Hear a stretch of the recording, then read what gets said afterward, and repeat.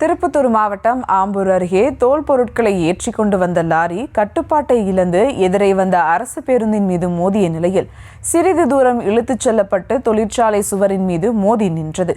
இவ்விபத்தில் பெண்கள் உள்பட 17 பேர் படுகாயமடைந்தனர்.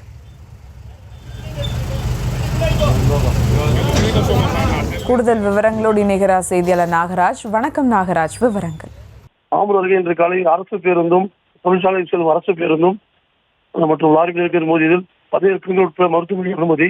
திருப்பத்தூர் மாவட்டம் ஆம்பூர் பேருந்து நிலையத்தில் பயணிகளை ஏற்றி சென்ற அரசு பேருந்து பேரம்பட்டி நோக்கி சென்று கொண்டிருந்த போது துத்திப்பட்டு பகுதியில் அரசு பேருந்து மீது எதிரே கல்கத்தாவில் இருந்து ஆம்பூர் தொழிற்சாலை பொருட்களுக்கு ஏற்றி வந்த லாரி திடீரென்று ஓட்டுநரின் கட்டுப்பாட்டை இழந்து அதே சாலையில் எதிரே வந்த அரசு பேருந்து மீது நேருக்கு நேர் மோதி விபத்து சிறிது தூரம் இழுத்து சென்றதால் காலனி தொழிற்சாலைக்கு செவரின் மீது மோதி நின்றது.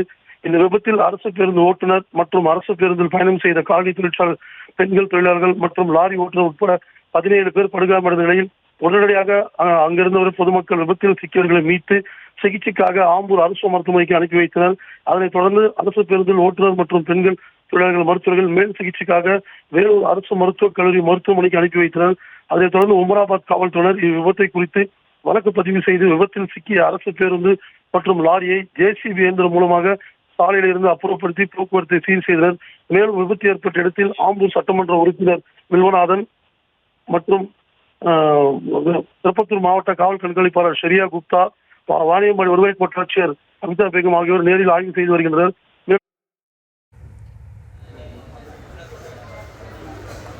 விவரங்களுக்கு நன்றி நாகராஜ்.